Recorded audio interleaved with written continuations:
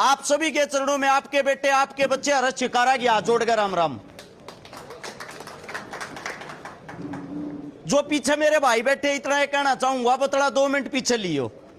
कोई तालियां की जरूरत नहीं है और ना ही कोई भाषण हो रहा। अपने परिवार के बीच में बैठे हैं, अपने गांव के बीच में बैठे हैं। मेरा मानना यह है, आप जहां भी जाओ वहां से कुछ न कुछ सीख कर अपने घर आ जाओ। जो बातें किताबों में नहीं होती वो बातें हमारे बुजुर्गों के पास होती। इनसे बड़ी किताब कोई नहीं है। अब जिस गांव की पावन धरा पर खड़े हैं, सबसे पहले तो मैं इस मिट्टी को सलाम करता हूं जिसने हिंदुस्तान के लिए अनेकों पहलवान दिए। दूसरी बात, तोमर हमारी जो खाप है, हमारा जो गोत्र है। अंकल जी पूरा के गोत्र बोल रहे अपना? सरकलैन। किस लिए बोल रहे हैं? गोत्र है हमारा। नहीं, गोत्र है, किस लिए बोल रहे हैं? राजा सरकपाल जो था। अच्छा,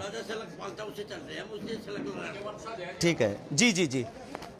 अब हमारे एक दादाजी थे, उनका नाम था शुक्लैन पाल, लेकिन नाम बदलते बदलते हमने अलग कर दिया। जो हमारे गोत्र के साथ, तोमर के साथ हम सर्कलैन बोलते हैं, वो हमें हमारे दादाजी से मिला था। उसी दादा का एक लड़का था चंद्रपाल, जो बिजरोल में आया था, जिसने हमारी शुरुआत करी, जिसने हम बसाए, जिसने हमारी बसासत करी। उन्हीं में से उस हमारे जो दादाजी थे शुक्लान, उनका बेटा था अंगपाल तोमर। 997 ईस्वी के करीब जो दिल्ली का राजा था। एक वक्त था, एक टाइम था, दिल्ली हमारी दुल्हन जैसी होया करती। महाराज जी करया जब चढ़ाई कर दी, महाराज जी करया जब अपने घर उल्टे आ गए। लेकिन उस टाइम में, राज के टाइम में फर्क कितना हो रहा है। आजकल के जो हमारे नौजवान बच्चे हैं, गाड़ी पीछे जाट लिखा गए राजी हैं, मोटरसाइकिल पीछे जाट लिखा कर राजी हैं।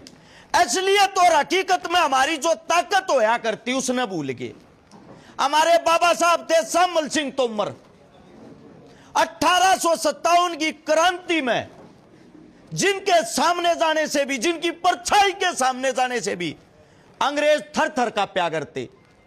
जो वो लड़ाई का वक्त था, हमारे दादाजी ने देहाती किसानों की, 36 बरादरी की, 8000 लड़ाकों की टीम बना रखी थी, जिनके पास संपूर्ण रूप से हथियार नहीं थे।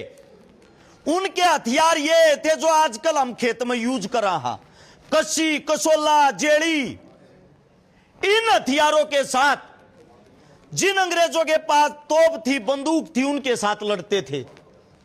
एक बारी जब दादाजी को बड़ौत और बागपत ये हिस्सा जब पूरा कब्जा लिया, यहां से अंग्रेजों को खदेड़ दिया, यहां से दिल्ली के दरबारों में जाता है अपना दादा मदद मांगने के लिए। अंतिम मुगल शासक बहादुर शाह जफर उस वक्त गद्दी पे बैठे थे।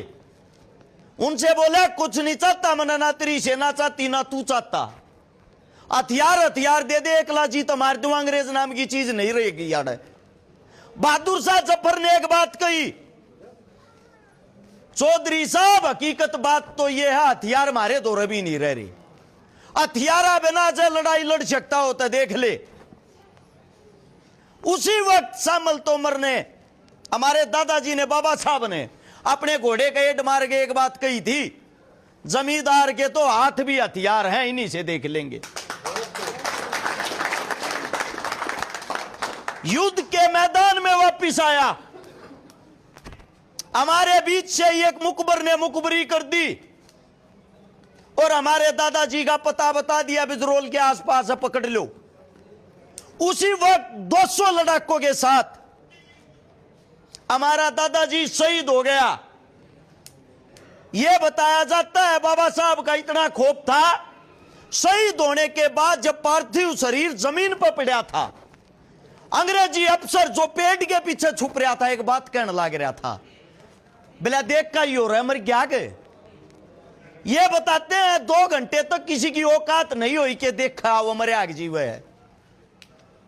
ये जब बात अंग्रेजी अधिकारी ने सुनी, अपनी एक टुकड़ी को भेज दिया, चलो वरना मैं तुम्हारे को मारूंगा, देख के आओ मरिया हुआ या नहीं। साफ मना कर दिया अंग्रेजी अधिकारी को। ये बोले उसी की सेना, आप चाहे हमारी जान ले लो, वो बड़ा खूंखार, उसके पास नहीं जाएंगे। अगर उसके शरीर के अंदर रक्त की एक भी बूंद होगी, एक भी इंसान को जिंदा नहीं छोड़ेगा। यह ताकत थी आप लोगों के, बुजुर्गों की, हमारे बाबा साहब की। और किस उम्र में? 60 साल की उम्र में। उस वक्त 1857 की क्रांति हुई, बाबा साहब की उम्र 60 साल थी। जब उस अंग्रेजी अधिकारी ने अपने ही सैनिकों को गोली मार दी, थारा जीणगा के फाजा रतम इतने डरपोक। 4 से 5 घंटे के बाद उस पार्थिव शरीर की शिनाख्त करी।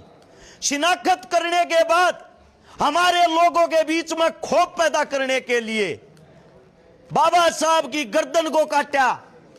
गर्दन काट के, जैसे हम बोलते हैं एक भाला, भाले के ऊपर उस गर्दन को जचा के हमारे जितने तोमरों के गांव हैं, हमारे जो 84 गांव, हमारी जो ताकत है, उनके बीच में से घुमाया गया।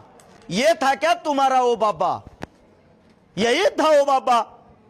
उसके साथ में जो 200 आदमी मारे गए, शहीद हुए, उन सबको एक पेड़ पे लटका दिया। और पेड़ पे लटका के अंग्रेजी अधिकारियों ने फरमान जारी कर दिया, भाई जो भी इन लाशों को उतारेगा, उनकी 7 पीढ़ियों को भी यही सजा दी जाएगी। वह थी गुलामी। और उस गुलामी के अंदर हमारा तोमर वंश ऐसे लड़ता था, इतना बहादुर था। लेकिन आजकल के जो बच्चे हैं, आजकल के जो युवा हैं, वास्तविकता बताता हूं, शर्म आती है बोलते हुए, बताते हुए। इस सभा के अंदर से सभी मेरे छोटे बड़े भाई बैठे हैं, बुजुर्गों को छोड़ के। 5 बच्चे ऐसे नहीं है जिन्होंने अपने ही गांव का, हमारे अपने इतिहास का ही पता हो। 5 बच्चे ऐसे नहीं है हमारी सभा के अंदर अपनी उपस्थिति दर्ज करा सकें। इसी कारण जो हमारा समाज है, जिसकी एकता के कारण दिल्ली हमारी दुल्हन होती थी, उसी दिल्ली के दरबारों में जाट नाम की चीज नहीं है। हम जाटों ने 5, 10, 15 नेता छोड़ दो, उनकी बात मैं नहीं कहता। ये बातें आप लोगों के बीच में क्यों कह रहा हूं? एकलौती आपकी बेल्ट ऐसी बेल्ट है जिसमें अभी जिंदा दिल मर्द बचे हुए हैं। मर्द का मतलब समझते हो? मर्द वो होता है कितनी भी बड़ी समस्या आ जाए, गर्दन झुकाए नहीं, लड़े। मात्र 5% आप लोगों का जो क्षेत्र है, इसी क्षेत्र के अंदर जहां से कभी गए जमाने में 1857 की क्रांति की शुरुआत हुई थी, उस शुरुआत को करने वाले हमारे आपके वही बुजुर्ग थे, उसी जगह पे खड़े हैं। मैं एक ही बात कहता हूं, पार्टी कोई भी हो, राज किसी का भी रहे, लेकिन हमने अपने कितने युवा बच्चों को नेता मंत्री तैयार किया है आने वाले वक्त के लिए।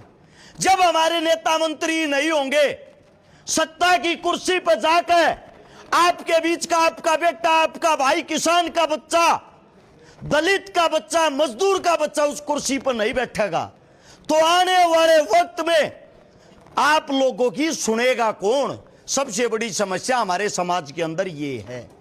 एकलौता समाज है जो सबसे शक्तिशाली होने के बाद भी जिसके अंदर एकता नहीं है।